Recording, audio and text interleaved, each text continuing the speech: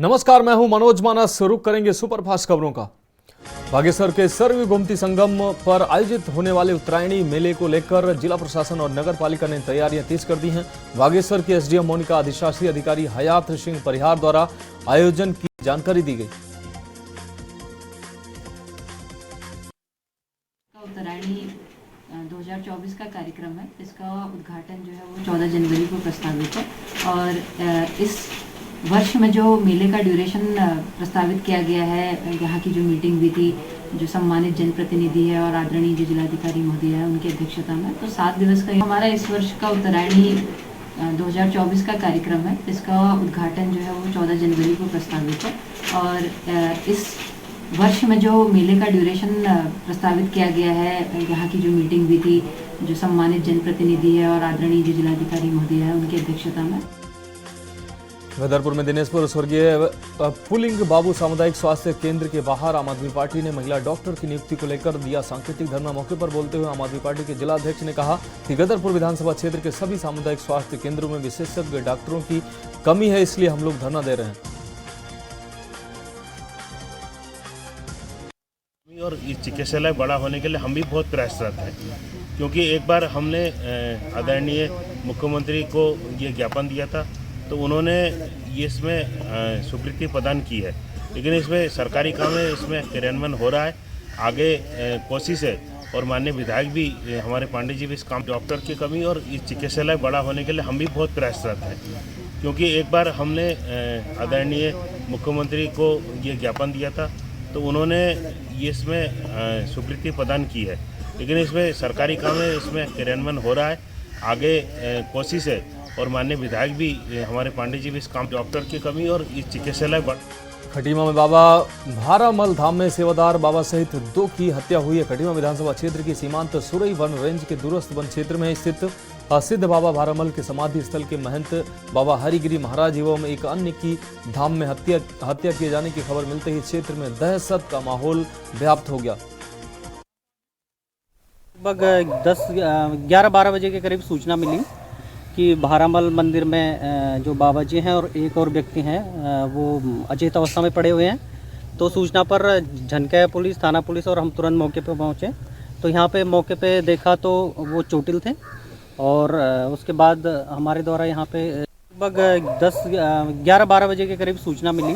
नैनीताल में कुमाऊं विश्वविद्यालय ने 6 साल होने वाली उत्तराखंड पात्रता परीक्षा 6 साल बाद ये होने वाली है। सभी इसकी तैयारियां पूरी कर ली गई हैं, जिसके लिए कल 7 जनवरी को होने वाली परीक्षा में 38 केंद्रों पर 18,913 अभ्यर्थी शामिल होंगे। ये परीक्षा प्रदेश के 16 शहरों में आयोजित होगी।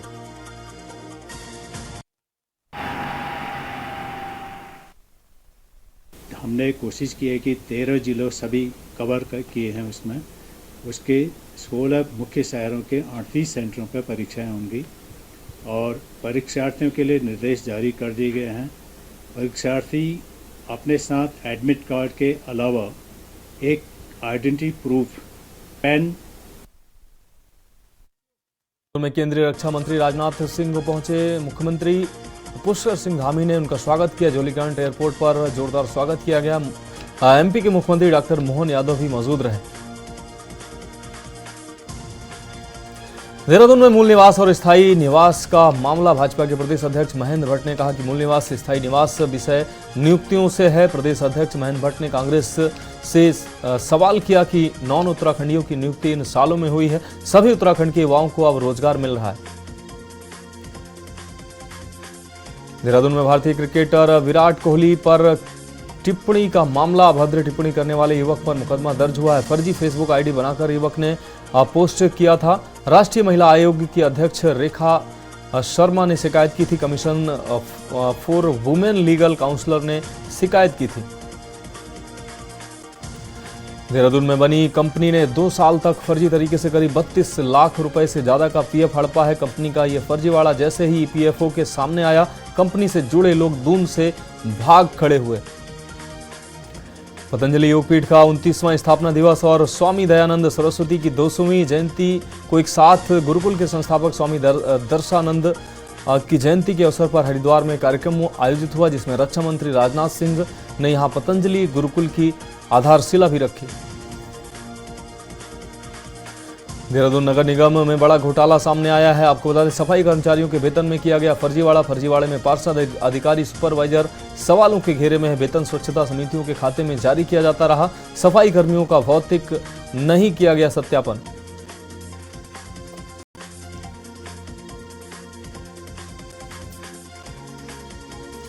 संभल में डबल सुसाइड की घटना से सनसनी फैल गई। दोनों मृतक बुआ भतीजे बताए जा रहे हैं। सूचना पर मौके पर पहुंची पुलिस और एसएसपी। पुलिस ने 100 को पोस्टमार्टम के लिए भेजा है। पुलिस के अनुसार सुसाइड की वजह अभी तक साफ नहीं हो पाई है। कासगंज में सीएससी संचालक को ठग ने चूना लगाया है। साथ ही ठग ने 15,000 रुपए अकाउंट में कराए ट्रांसफर। 150 रुपए की कमीशन के चक्कर में 15,000 गंवा बैठे सीएससी संचालक। ठगी का शिकार सीएससी संचालक मोहम्मद नाजिम ने पुलिस को तहरीर दी है। मैनपुरी में सपा सांसद डिंपल यादव का बयान सामने आया है। डिंपल ने कहा कि राम शाकाहारी नहीं मांसाहारी थे। एनसीपी नेता जितेंद्र आह्वान के विवादित बयान पर बोली डिंपल यादव। डिंपल यादव ने लड़कियों के असुरक्षा को लेकर भी बयान दिया। उन्होंने कहा कि बीएचयू के घटना का जिक्र भी उन्होंने किया। यहाँ पे हमारा समाजवादी पार्टी के जो संगठन के लोग हैं उनके घर का है। यहाँ 2 मूर्ति का जो अनावरण हुआ उस कार्यक्रम में हम लोग उपस्थित हुए हैं। यहाँ पे हमारा समाजवादी पार्टी के जो संगठन के लोग हैं उनके घर का है। यहाँ 2 मूर्ति का जो अनावरण हुआ उस कार्यक्रम में हम लोग उपस्थित हुए हैं। यहाँ पे हमारा एटा में दबंग प्रधानपति का कहर देखने को मिला है। आपको बता दें, प्रधानमंत्री द्वारा दिव्यांग दंपति को दिए गए सरकारी शौचालय और सरकारी आवास को तोड़वाने की धमकी दे रहा है। दिव्यांग दंपति ने डीएम से दबंग प्रधानपति की शिकायत कर गुहार लगाई है।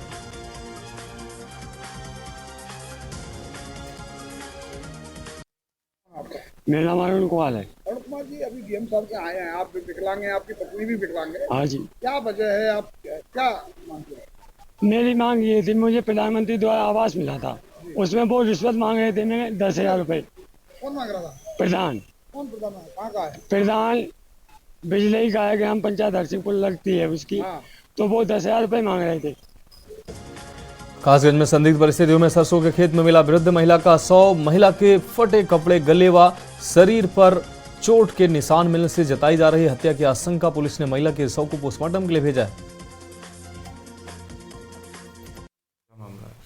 दिनांक 5/1/2024 को थानागंज गुरुद्वारा क्षेत्र के गोविंदपुरी मोहल्ले की रहने वाली एक महिला दोपहर 2 बजे अपने पास के खेतों पर चारा लेने गई थी। जहां देर शाम तक वापस नहीं आने पर उनके परिजनों द्वारा तलाश किया गया तो वो खेत में ही अचेत अवस्था में मिली, जहां से परिजन उनको लेकर के अस्पताल गए। गुरुद्वारा में महिला के सर क्या मामला है? दिनांक 5/1/2024 को थानागंज गुरुद्वारा क्षेत्र के गोविंदपुरी मोहल्ले की रहने वाली एक महिला दोपहर 2 बजे अपने पास के खेतों पर चारा लेने गई थी। जहां देर शाम तक वापस नहीं आने पर उनके परिजनों द्वारा तलाश किया गया तो वो खेत में ही अचेत अवस्था में मिली, जहां से परिजन उनको लेकर के अस्पताल गए। राम मंदिर के प्राण प्रतिष्ठा समारोह में जाने वाले देश विदेश के मेहमान लखनऊ अयोध्या हाईवे में राममय नजर आए। आपको बता दें, हाईवे किनारे स्थित तमाम ढाबों और पेट्रोल पंप को अयोध्या के थीम पर सजाया जाएगा। सरकारी गैर सरकारी भवनों की दीवारों पर पेंटिंग के जरिए जिले की विशिष्टताओं को उकेरा जाएगा। अम्बेडकर नगर में सदर तहसील अकबरपुर में संपूर्ण समाधान दिवस का आयोजन किया जा रहा है। डीएम अविनाश सिंह, सीडीओ अनुराग जैन और एसपी डॉक्टर कौस्तुभ की मुख्य रूप से अध्यक्षता रही। इस दौरान फरियादियों के अधिकारियों ने समस्याएं सुनी, निस्तारण के निर्देश भी दिए। सीएम योगी आदित्यनाथ का गोरखपुर दौरा, 2 दिन के लिए गोरखपुर दौरे पर रहेंगे सीएम योगी। संत कबीर नगर जिले का भी सीएम दौरा करेंगे। गोरखपुर में 24 परियोजनाओं का लोकार्पण और शिलान्यास भी करेंगे। सीएम योगी के दौरे को लेकर सभी तैयारियां पूरी कर ली गई हैं। दिन में 4 सभाओं को संबोधित करेंगे सीएम। इस दौरान संकल्प यात्रा के तहत 4 कार्यक्रमों में भी जाएंगे। सूरजकुंड स्थित निरंकारी भवन के पास पहुंचेंगे। 7 जनवरी को राप्ती नगर झरना टोला में संकल्प यात्रा है। अयोध्या में पुलिस कर्मियों के लिए जारी हुआ आदेश, ड्यूटी पर लगे जवान नहीं इस्तेमाल कर सकेंगे स्मार्टफोन। एसडीजी ने कहा कि फोन इस्तेमाल से ड्यूटी पर नहीं दे पाते हैं ध्यान। 22 जनवरी को अयोध्या में होना है प्राण प्रतिष्ठा कार्यक्रम। प्राण प्रतिष्ठा समारोह के दिन श्री राम जन्मभूमि में 1111 शंखों का वादन करते हुए विश्व रिकॉर्ड किया जाना प्रस्तावित है। सरयू आरती सौष्ठव कलाओं और कीर्तिमान की भी तैयारी है। प्रदेश में बारिश और गलन ने बढ़ाई है मुश्किलें। नोएडा से लखनऊ तक ठंड से कांपे हैं लोग। कई शहरों में घने कोहरे के कारण शीतलहर भी लोगों के लिए परेशानी का सबब बना है। कई जिलों में न्यूनतम तापमान 4 डिग्री तक पहुंचा है। ठिठुरन के बीच लोगों ने अलाव का सहारा लिया है। मौसम विभाग ने 9 जनवरी तक जारी किया अलर्ट। लखनऊ में एफआई हॉस्पिटल के ध्वस्तीकरण पर रोक लगी है। हाईकोर्ट ने 2 सप्ताह के लिए ध्वस्तीकरण पर रोक लगाई है। लखनऊ मंडलायुक्त के यहां निस्तारण के लिए भेजा गया है। 2 सप्ताह में मामले के निस्तारण के आदेश दिए गए हैं। मेरठ एसडीएम ऑफिस के बाहर किसान का अग्निकांड सामने आया है। झुलसे किसान का एसपी एमएलए अतुल ने हाल जाना है। पीड़ित परिवार को मदद का भी आश्वासन दिया है। वन विभाग द्वारा जमीन हड़पे जाने से हताश था किसान। रायबरेली में अवैध लकड़ी कटान माफियाओं के हौसले लगातार बुलंद नजर आ रहे हैं। पुलिस के सामने से गुजरते अवैध कटान के ट्रैक्टर ट्राली जबकि साइकिल सवारों को आपको बता दें लकड़ियों से लदी ट्रैक्टर ने मारी टक्कर। भागते चालक का स्थानीय लोगों ने बनाया वीडियो। श्रावस्ती अंतर जनपदीय वाहन चोर गिरोह का पर्दाफाश हुआ है। मुखबिर की सूचना पर पुलिस ने घेराबंदी कर दबोचा है। चोरी की 2 बाइक, 4 मोटरसाइकिल, आपको बता दें 4 मोबाइल भी बरामद हुए हैं। 2 चोरों को पुलिस ने मौके से गिरफ्तार किया है। गिलोला थाना क्षेत्र के चितिया मुरार पुल से ये गिरफ्तारी हुई। अपराधियों की धरपकड़ के लिए पुलिस अभियान जारी है। एनीमिया मुक्त अभियान में श्रावस्ती अव्वल आया है। केंद्र सरकार की रैंकिंग में श्रावस्ती सूबे में अव्वल रहा। 6 माह पूर्व शुरू हुआ था एनीमिया मुक्त भारत अभियान। डीएम और सीएमओ की मॉनिटरिंग से स्वास्थ्य मामले में सुधार हुआ है। आगरा में कबाड़ के गोदाम में लगी भीषण आग लगने से लाखों का सामान जलकर खाक हुआ है। आग लगने का कारण अभी तक स्पष्ट नहीं हो पाया है। फायर ब्रिगेड की गाड़ियों ने मौके पर पहुंचकर आग पर काबू पाया है। लखनऊ में देर रात आरा मशीन प्लाई फैक्ट्री में लगी है आग। आग लगने से आसपास रहने वाले लोगों में दहशत फैल गई। घंटों की मशक्कत के बाद आग पर काबू पाया गया। रिहायशी इलाकों में चल रही थी प्लाई फैक्ट्री। फैक्ट्री के अंदर फंसी गाड़ियों को जेसीबी से निकाला गया। अमरोहा में रन थ्रू ट्रेन की चपेट में आने से युवक की मौत हुई है। ट्रेन पार करते समय ट्रेन की चपेट में आया युवक मृतक युवक के शव की शिनाख्त नहीं हो पाई है। पुलिस ने शव को पोस्टमार्टम के लिए भेजा है। देहात थाना क्षेत्र के अतरारी पुल के नीचे का है ये पूरा मामला। आगरा में महिलाओं ने ठेके से शराब की बोतलें फेंकी हैं। महिलाओं ने शराब को लेकर लगाया आरोप। महिलाओं ने किया हंगामा। आगरा फतेहपुर सीकरी मार्ग बाधित हुआ है। पुलिस ने कड़ी मशक्कत के बाद महिलाओं को समझाया है। ताज नगरी आगरा के कगरोल थाना क्षेत्र का है पूरा मामला। आगरा में आम आदमी पार्टी के जिलाध्यक्ष के नेतृत्व में 1 दिवसीय उपवास का कर भाजपा की दमनकारी नीतियों का विरोध किया गया। उत्तर प्रदेश के सभी 75 जिलों में पिछले शुक्रवार से शुरू हुई उपवास के कार्यक्रम को आगरा जिला में भी किया गया। रायबरेली में तेज रफ्तार डंपर का कहर। डंपर पान की दुकान में जा घुसा। पान की दुकान में रखा 35,000 रुपए का सामान नष्ट हुआ है। हादसे में ड्राइवर गंभीर रूप से घायल हुआ है। कस्बे स्थित चौकी से चंद कदमों की दूरी पर यह हादसा हुआ है। यूपी में कड़ाके की ठंड के बीच बारिश का दौर भी जारी है। मौसम विभाग के मुताबिक यूपी में 15 जनवरी तक होगी बारिश। आंधी के साथ ओले भी गिरेंगे। वहीं 9 से 11 जनवरी तक भारी बारिश का अलर्ट भी जारी किया गया है। अमरोहा में युवक ने खुले में लहराई तलवार। जन्मदिन पार्टी में तलवार लहराते वीडियो वायरल हुआ है। युवक ने तलवार लहराते हुए क्षेत्र में मचाई दहशत। पार्टी में युवकों ने मचाया हुड़दंग। आसपास के लोग परेशान नजर आए। हसनपुर तहसील क्षेत्र के गांव पहाड़पुर का है पूरा मामला। अयोध्या में आकर आपको बता दें अयोध्या में आकार ले रहा है राम मंदिर की सुरक्षा भी हाईटेक होने वाली है। रेड और येलो जोन में बांटी गई है। सिक्योरिटी प्लान पर करीब 100 करोड़ रुपए खर्च किया जा रहा है। रामलला की सिक्योरिटी में करीब 25,000 जवान तैनात किए गए हैं। राम मंदिर की सुरक्षा स्पेशल एसटीएफ टीम के हवाले रहेगी। सरयू नदी में भी स्नाइपर तैनात किए जाएंगे। लखनऊ में सपा नेता के समर्थन में नारे लगाते हुए श्री रामचरितमानस की प्रतियां पैरों से कुचलने व जलाने के मामले में विरोध देखने को मिला। 2 अभियुक्तों पर से राष्ट्रीय सुरक्षा कानून हटाने से हाईकोर्ट की लखनऊ खंडपीठ ने इनकार कर दिया। स्वतंत्रता का मौलिक अधिकार भी विधि के प्रावधानों के तहत है।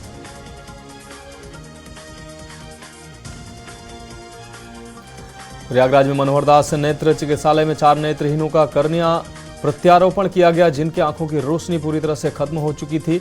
डॉक्टर एसपी सिंह और उनकी टीम ने चारों नेत्रहीनों का सफल ऑपरेशन किया। वाराणसी में कड़ाके की ठंड के साथ बारिश का सिलसिला जारी है। पिछले 2 दिनों में 10 किलोमीटर की आपको बता दें मिलीमीटर की बरसात हुई है। बारिश के साथ ही घना कोहरा पूरे जिले में छाया रहा।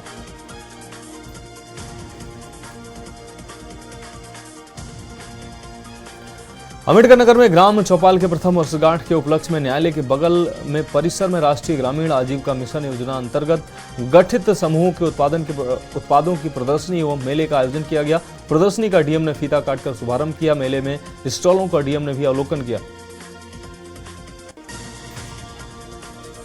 कानपुर के ग्वालटोली थाना क्षेत्र में डॉक्टरों की लापरवाही से नवजात की गर्भ में ही मौत हो गई। नवजात की मौत के बाद भी डॉक्टर ने नहीं किया महिला का ऑपरेशन। प्रसूता की जान को बना खतरा। परिजनों ने अस्पताल में किया जमकर हंगामा। अम्बेडकर नगर में अचानक मौसम का बदला रुख। शुरू हुई बरसात, अचानक बारिश से जनजीवन व्यस्त हुआ है, अस्त व्यस्त नजर आया। बारिश की वजह से ठंड भी बढ़ी है। सड़कों पर सन्नाटा नजर आया है। लोगों ने अलाव और अन्य गर्म चीजों का सहारा लिया। मेरठ में रिटायर्ड फौजी ने महिला से की है छेड़छाड़। यूपी पुलिस के सिपाही की पत्नी बताई जा रही है पीड़ित महिला। कई बार शिकायतों के बाद भी नहीं हुई महिला की सुनवाई। सिपाही की पत्नी न्याय मांगने पहुंची एसएसपी ऑफिस। एसएसपी से कार्रवाई की मांग की है। कानपुर में अयोध्या में राम मंदिर के प्राण प्रतिष्ठा की गूंज पूरे भारतवर्ष में सुनाई दे रही है। वहीं केंद्र और प्रदेश सरकार की तैयारियां जोरों शोरों पर हो रही हैं। महापौर कानपुर में महापौर प्रमिला पांडे पद यात्रा कर नगरवासियों को 22 जनवरी को राम मंदिर के उद्घाटन पर लोग दीप जलाकर दीपावली के ऐतिहासिक पल को मनाएं। मेरठ में यूपी पुलिस के सिपाही की पत्नी छेड़छाड़ और अश्लील हरकतों से परेशान हुई है। पड़ोसी रिटायर्ड फौजी महिला से करता है छेड़छाड़। रिटायर्ड फौजी की हरकतें सीसीटीवी में कैद हुई हैं। शिकायतों के बाद भी नहीं हुई है महिला की सुनवाई। उत्तर प्रदेश के सिंचाई विभाग में बने परिकल्प एवं नियोजन का चार्ज मिला है। पिछले 2 महीने से नहीं दिया गया था किसी को चार्ज। एटा देहात पुलिस ने दुष्कर्म की घटना में फरार चल रहे एक आरोपी को गिरफ्तार किया। दुष्कर्म का साथी आरोपी लंबे समय से पुलिस को चकमा देकर फरार चल रहा था। मुखबिर की सूचना पर लगभग 2 वर्ष बाद पुलिस ने आरोपी को गिरफ्तार कर जेल भेजा। लखनऊ में बीच रोड पर शराब पीकर युवती ने जमकर हंगामा काटा है। नगर निगम के नीचे शर्मा चाय की दुकान के पास चला युवती का ड्रामा। युवती के हाई वोल्टेज ड्रामा का वीडियो हुआ सोशल मीडिया पर वायरल। लखनऊ नगर निगम ने अवैध कब्जे को 6 करोड़ की संपत्ति कराई मुक्त। तालाब और नाला की जमीन पर अवैध अतिक्रमण कर पक्का निर्माण करवाया जा रहा था। नायब तहसीलदार और नगर निगम की संयुक्त टीम ने हटवाया अवैध कब्जा।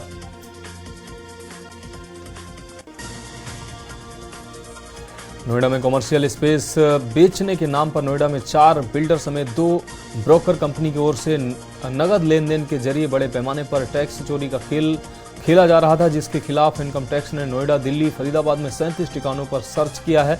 2 करोड़ कैश, 50 करोड़ टैक्स चोरी के दस्तावेज मिले हैं। उत्तर प्रदेश के मुख्यमंत्री योगी आदित्यनाथ को हत्या की धमकी युवक को पुलिस ने अरेस्ट किया है। महाराष्ट्र के ठाणे जिले से आरोपी को गिरफ्तार किया गया। देवरिया कांड को लेकर युवक ने सोशल मीडिया एक्स पर धमकी भरा पोस्ट किया था। सपा सांसद डिंपल यादव ने ईवीएम पर उठाए सवाल। ईवीएम आई थी, लेकिन ईवीएम का जो यूज है उसको बंद करके लोग वापस बैलेट पेपर पर वापस बैलेट पेपर पर आते हैं तो ये बहुत ही प्रगतिशील कदम होगा। समाजवादी पार्टी हमेशा से ही बैलेट पेपर से ही चुनाव की मांग करती रही है। दिल्ली के सीएम अरविंद केजरीवाल पर ईडी द्वारा की जा रही कार्रवाई पर बोली डिंपल यादव, जैसे जैसे इलेक्शन पास आ रहे हैं सरकार को लग रहा है कि सरकार पूर्ण बहुमत की नहीं बन रही है। इसी तरह इन सबको देखते हुए सरकार उठा रही है कठोर कदम। प्राण प्रतिष्ठा कार्यक्रम से पहले मंदिरों में होने वाले धार्मिक आयोजनों को लेकर बोली डिंपल यादव, मन से भगवान राम जी के साथ हैं और हमने पहले भी बोला था कि हम सबको भगवान राम के आदर्शों को अपने जीवन में उतारना चाहिए। जो राम राम कर रहे हैं उनसे पूछना चाहिए कि जो भगवान राम के आदर्श हैं उनको अपने जीवन में उतार पाए हैं या नहीं। वाराणसी में रामनगर मार्ग पर सड़क चौड़ीकरण में बाधा बने मकानों पर पीडब्ल्यूडी का गर्जा है। बुलडोजर अतिक्रमण अभियान के लिए चिन्हित 150 मकानों में 22 मकानों को ढहाया गया है। अतिक्रमण हटवाने पहुंची पीडब्ल्यूडी के कर्मचारियों को भारी आक्रोश भी झेलना पड़ा है। 22 जनवरी का दिन इतिहास के पन्नों में दर्ज होगा। रामलला की प्राण प्रतिष्ठा होने वाली है। शहर इसको लेकर उत्साह मनाने को तैयार है। गर्भवती महिलाएं भी चाहती हैं कि उनकी डिलीवरी भी 22 जनवरी को हो, उनके घर भी भगवान राम आए।